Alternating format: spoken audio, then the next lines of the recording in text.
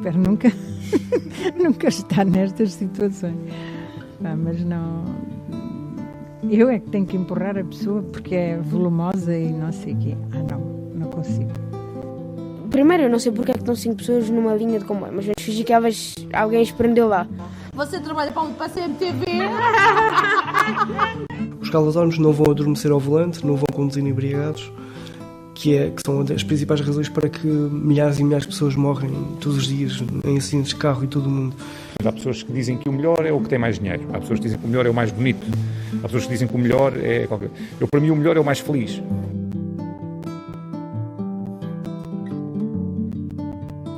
Quanto vale uma vida humana? Será que o valor de uma vida é quantificável? Em que o valor de uma vida é metade do valor de 2 vidas e o valor de 2 vidas o dobro de uma? Será que há vidas que valem mais que outras? No nosso tempo atual, em que carros autónomos, sem condutor, são já uma realidade, como se deve programar os carros para fazerem escolhas sobre em quem bater ou evitar em caso de acidente? E quem deve ser responsável por essas decisões? Numa perspectiva mais alargada, quando tomamos uma decisão ética, devemos tentar sempre beneficiar o maior número de pessoas. Devemos agir e pensar com base em considerações apenas lógicas e numéricas e quantificáveis? Ou haverá outros fatores e critérios, alguns talvez inquantificáveis, que são também importantes e devemos ter em consideração?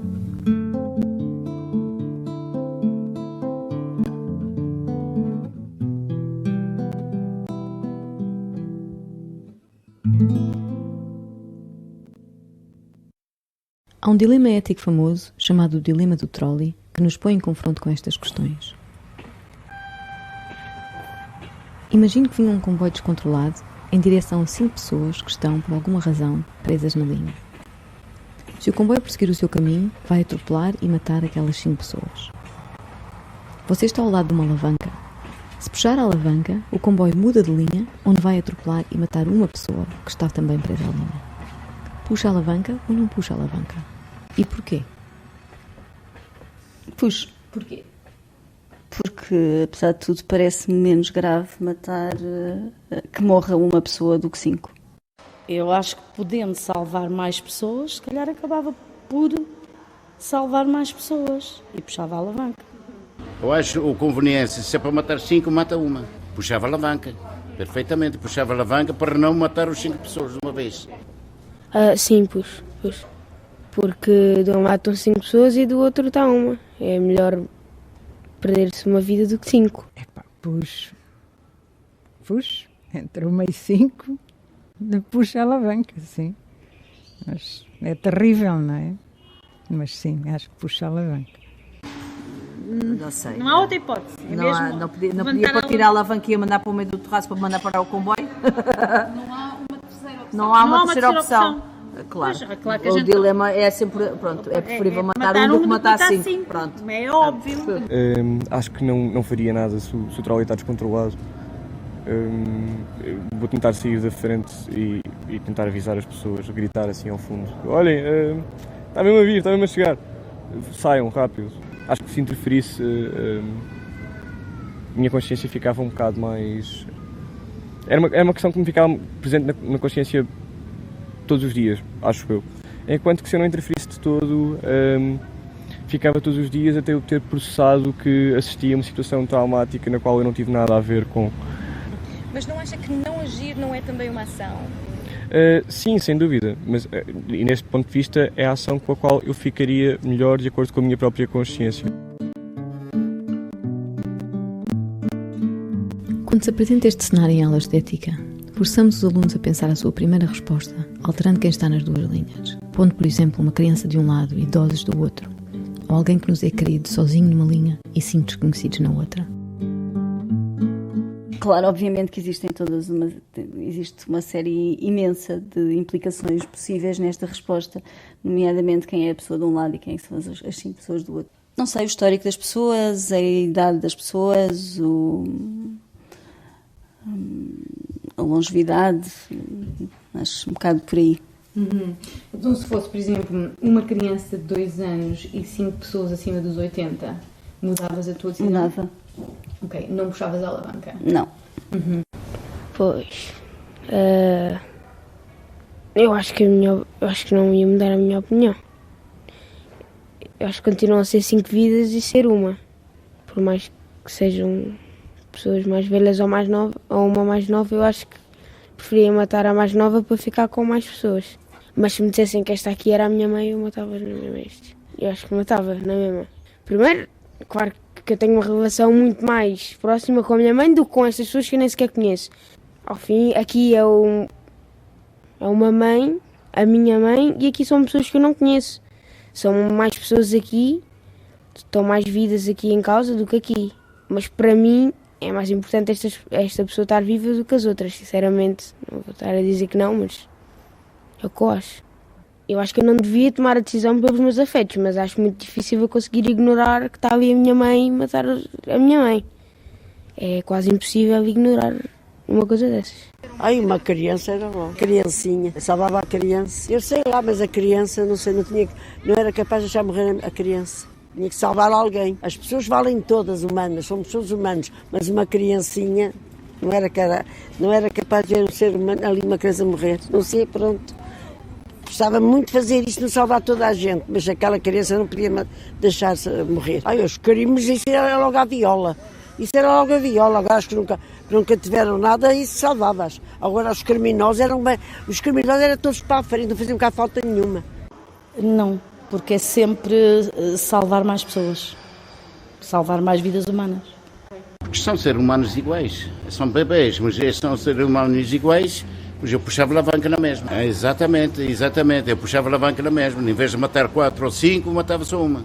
Normalmente puxaria a alavanca. Sim. Poderia não puxar a alavanca se a pessoa que está em causa, a pessoa sozinha que está em causa, tivesse uma função no mundo que fosse mais influente para o conforto de mais pessoas do que a função das 5 pessoas que estão em causa. Por exemplo, se fosse uma pessoa cuja função, e não estou a dizer emprego, não pode ser emprego ou pode ser voluntariado, é irrelevante. Se o seu posicionamento no mundo fosse, por exemplo, uma pessoa responsável por uma associação que trabalha com crianças desfavorecidas, que trabalha com imigrantes, que trabalha com, por exemplo, uma coisa deste género. E assumindo que dos 5 em baixo ninguém tivesse, fossem 5 pessoas, digamos, comuns. É muito difícil comparar 2 seres humanos, qual dos 2 é o melhor. É uma coisa que nós estamos constantemente a fazer, não é? E todas as pessoas têm um padrão diferente para fazer este exercício. Portanto, há pessoas que dizem que o melhor é o que tem mais dinheiro. Há pessoas que dizem que o melhor é o mais bonito. Há pessoas que dizem que o melhor é qualquer... Para mim, o melhor é o mais feliz. Para mim, pessoalmente. É a minha forma de ver. Portanto, eu diria que, com esta premissa base da minha vida e da minha forma de ver o mundo, eu diria que é irrelevante se é criança ou se é mais velho. Eu percebo a questão, não é? Eu percebo que a questão é que a criança tem mais anos para viver e os outros não. Mas, quer dizer, lá está, se calhar os outros são todos mais felizes e esta criança se calhar não é, ou não tem, ou não vai ser, ou quer dizer, não sabe, né? Mas à partida poderá não... Portanto, eu penso que isso é irrelevante, acho eu. Na procura do sentido destas questões e da variedade das respostas que encontrei, fui falar com um filósofo que pensa e escreve nesta área. Stephen Gouveia é doutorado em Neurofilosofia pela Universidade do Minho, tendo também sido investigador na Universidade de Ottawa, no Canadá. Ele publicou recentemente o seu 11º livro, Homo Ignaros, Ética Racional para um Mundo Irracional, e que conta com o prefácio do filósofo Peter Singer. Foi também anfitrião de um documentário internacional, The Age of Artificial Intelligence, The Documentary.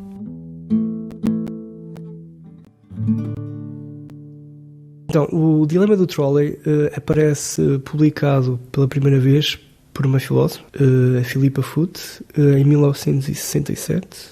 O que a Philippa Foot, no fundo, nos mostrou, e nós depois vamos ter dados empíricos que nos mostram isso, é que a maior parte das pessoas tem um julgamento moral bastante incoerente.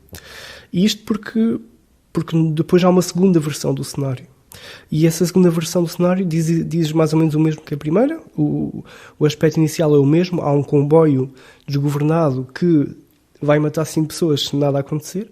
Só que neste segundo cenário, em vez de haver uma pessoa junto a uma manivela que pode mudar a linha para matar apenas uma pessoa, o que vai haver é que existe uma ponte em cima dessa linha de comboio e a pessoa desta vez pode decidir não mexer numa manivela, mas empurrar uma pessoa real. Uma pessoa que normalmente é escrita como gorda ou obesa.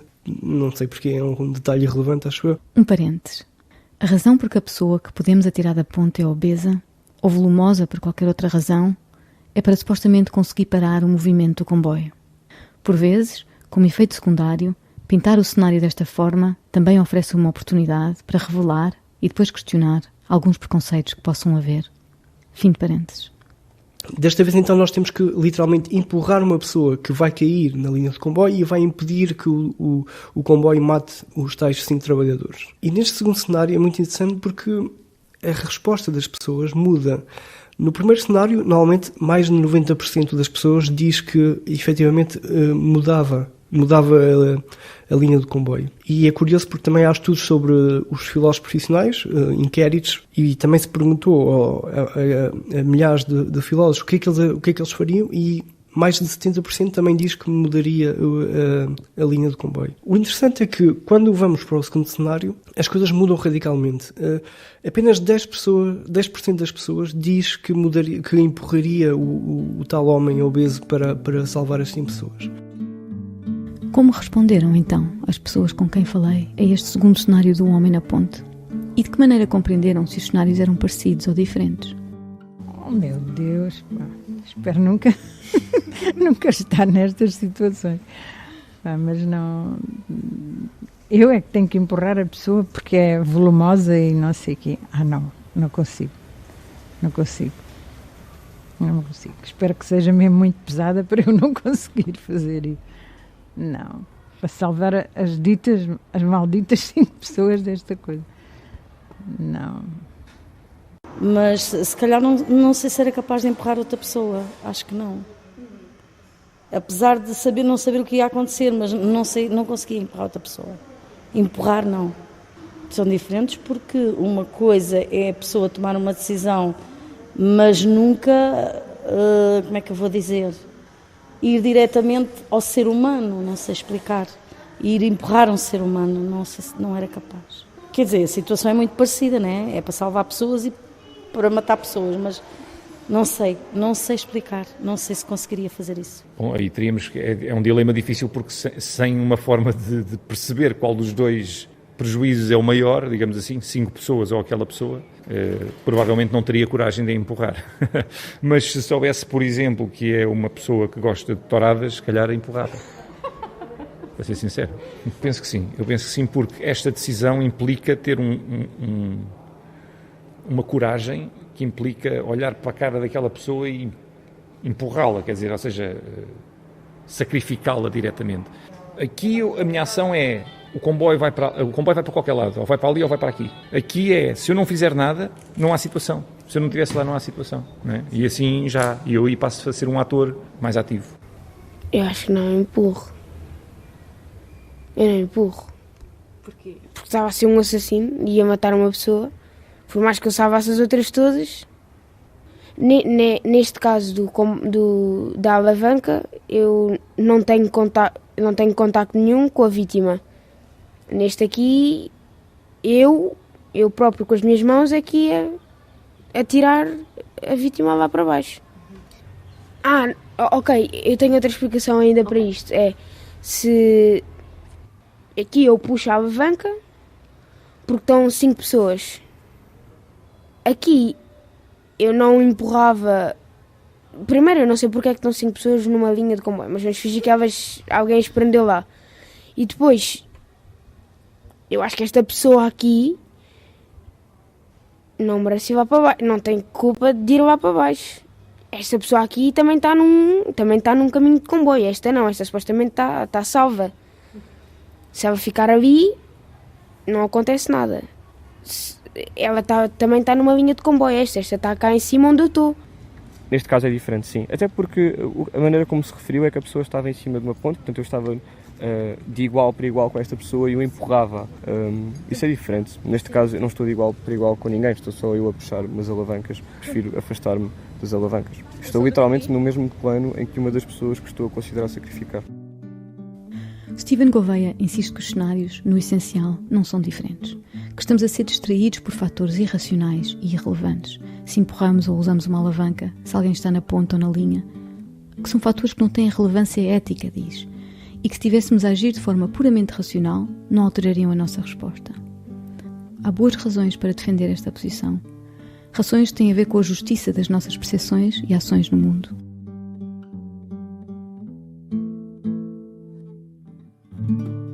Por exemplo, o pessoal da inteligência artificial criou uma espécie de uma simulação virtual deste cenário e meteu pessoas também a decidir, literalmente, fisicamente, como é que elas poderiam agir nesses cenários.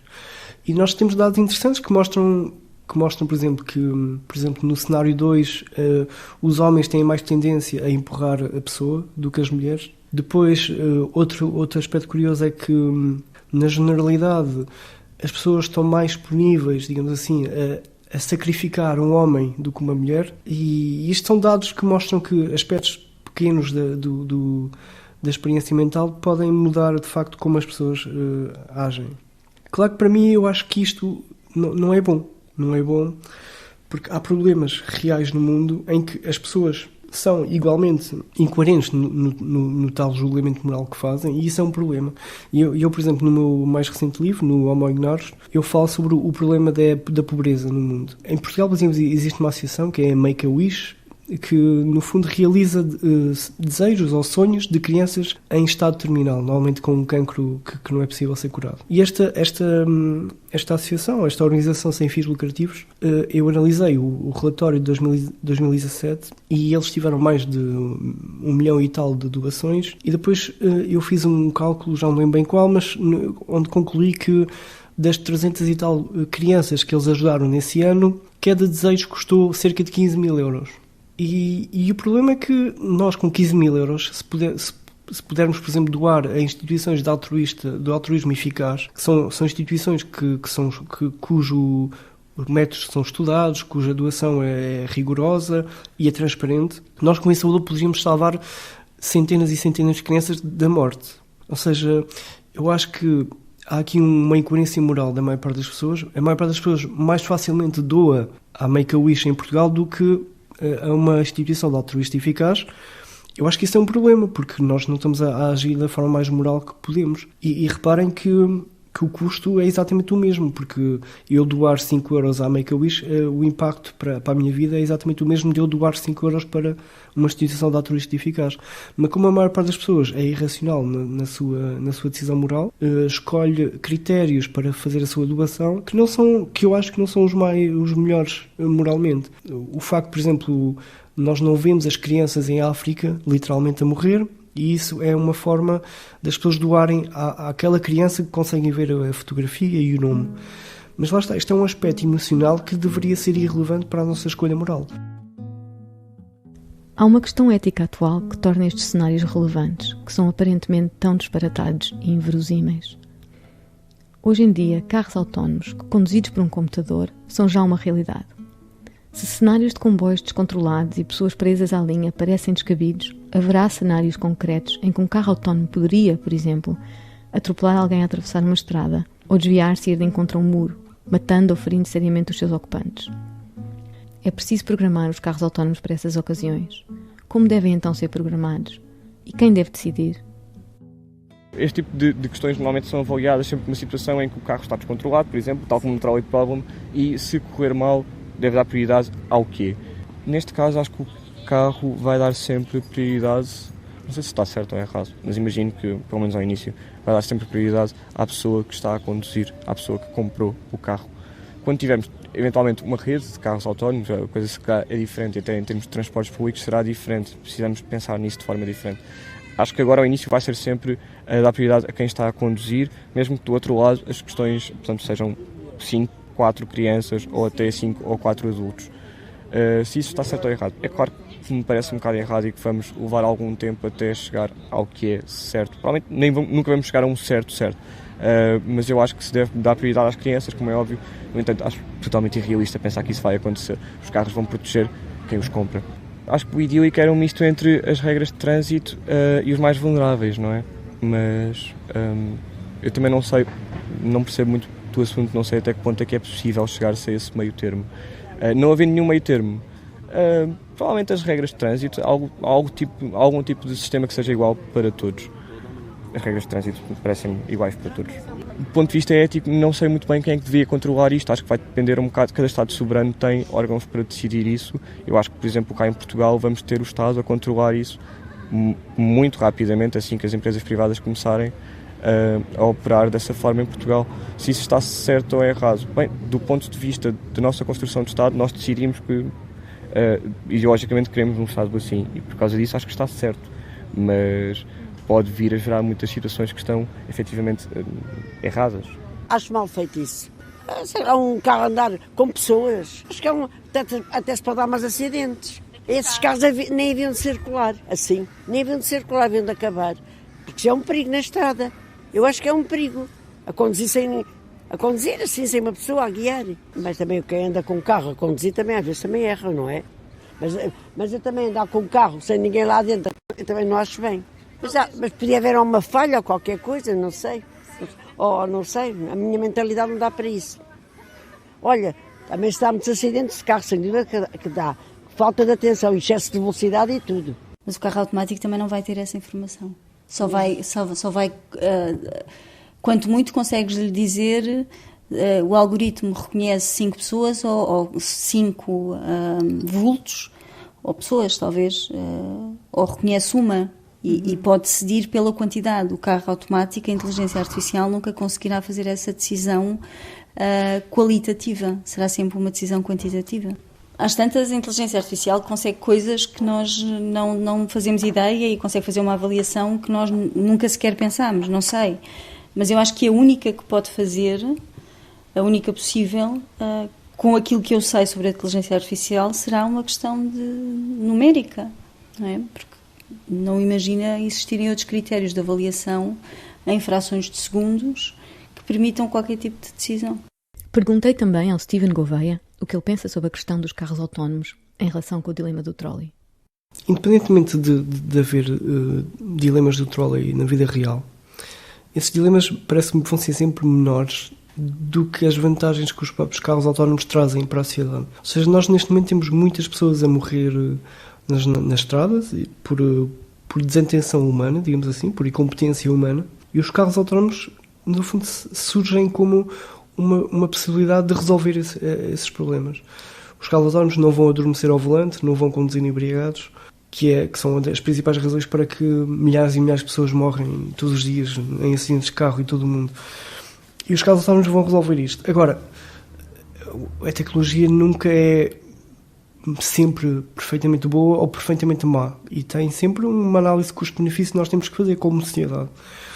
Eu acho que no caso dos carros autónomos, independentemente de eles poderem vir a criar alguns casos de dilemas de trolley, em que nós não temos uma solução moralmente aceitável para oferecer, eu acho que faz todo sentido utilizá-los, porque lá está, vão diminuir um grande número de acidentes que acontecem por incompetência humana e essas vantagens superam as pequenas desvantagens que possam vir a criar. Em relação a uma decisão do próprio carro autónomo e como decidir, eu acho que isto vai ter que ser uma decisão não filosófica, mas pragmática. Ou seja, a sociedade em geral, o Estado, as próprias pessoas, as universidades, vão ter que se reunir e decidir uma decisão pragmática que seja aplicável em todos os casos, sem haver diferenças. Por exemplo, o Tribunal Alemão decidiu há pouco tempo que, nestes casos em que os carros autónomos que estejam na iminência de entrarem num dilema do trolley, os carros têm que sempre travar, independentemente do que aconteça, independentemente de morrer 5 ou 10 pessoas ou uma, os carros têm que sempre travar. E claro, isto não é uma solução filosófica, mas é uma solução pragmática.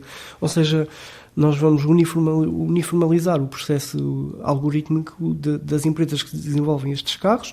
As próprias pessoas, os cidadãos, vão ser informados de que essa vai ser a decisão tomada e depois cabe a cada um de nós, como dizia um senhor, decidir se queremos comprar um carro autónomo que sabemos que à partida vai travar ou não. Mas eu acho que o fator importante é dizer que os casos de dilema do trolley na vida real são muito pequenos, são muito poucos. E por serem muito poucos, claro que poderão acontecer e vão acontecer, mas eu acho que as suas vantagens superam em muito estas tais desvantagens pequenas que poderão ocorrer E por isso eu acho que faz sentido os carros autónomos existirem e serem usados. Um computador apenas pode fazer uma decisão numérica com o número possível de variáveis, se estão animais, se estão a obedecer ou não às regras de trânsito, por exemplo. E nós apenas podemos usar esses computadores com essa linguagem. Mas será uma decisão puramente lógica e numérica a melhor decisão? E estaremos nós a fazer um bom trabalho ético quando concordamos programar os carros autónomos desta forma? Eu acho que o aspecto numérico é parte da história, mas não é a história toda, não é? Mas, de facto, quando não há critérios específicos nos dilemas, quando não há informação sobre quem são as pessoas, o nosso primeiro instinto é exatamente o numérico. Isso não quer dizer que noutros tipos de cenários onde haja diferenças, esse continua a ser o nosso instinto. É muito difícil argumentar contra o facto de o número ser uma parte importante. É diferente uma pessoa receber 1000 euros do que 500, é difícil uma pessoa poder salvar 10 pessoas do que uma. É diferente e eu acho que é um aspecto importante. Na minha opinião, isto, e eu por acaso li há pouco tempo um livro que me fez refletir muito sobre estas coisas, da inteligência artificial, não é? Aquela primeira camada que parece que vai facilitar muitas coisas, mas aquela segunda camada que, não só aquela segunda camada mais evidente, que é, também abre porta para coisas muito perigosas, mas ao mesmo tempo também retira um bocadinho o fator aleatório da vida, não é? As coisas passam a ser todas muito programadas e isso acho que também tem algum desencanto, mas é um dilema grande, eu acho que é um dilema grande. Parece-me a mim que chegámos a um ponto em que os benefícios são suficientemente, na minha opinião, suficientemente ricos. Ou seja, acho que daqui para a frente já vamos ser ambiciosos demais, já vamos ser gananciosos demais. Já estamos a ser um pouco, eu acho, em algumas coisas, mas querer ter um carro que se controla a si próprio já é demais, não é? Se a gente não quer controlar o carro, então vai de autocarro, não é? Então controla o carro, compra-se o carro, controla-se o carro, não é? Acho que chega um ponto em que é do género, já começa a ser capricho. São questões que levantam questões morais muito complexas e não estou bem a ver, o benefício já é frescura, parece-me, não é?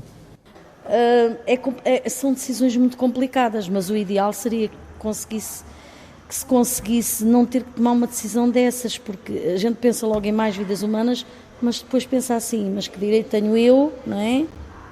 Que direito temos nós de decidir a vida dos outros, por exemplo?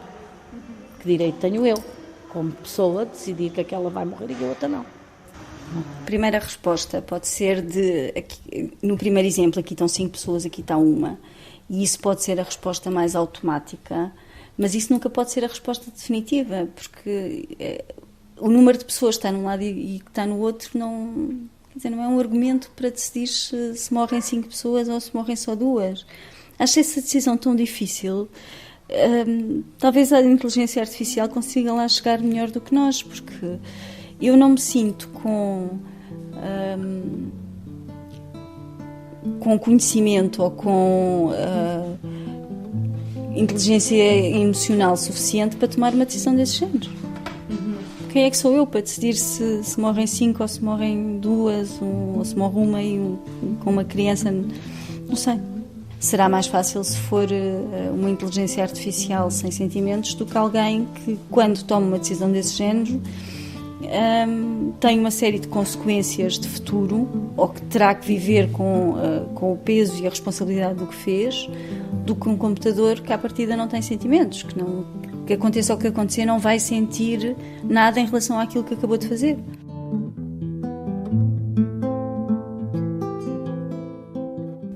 A música é de Billy Corcoran. A ele e a todos os outros que fizeram este episódio possível, muito obrigada.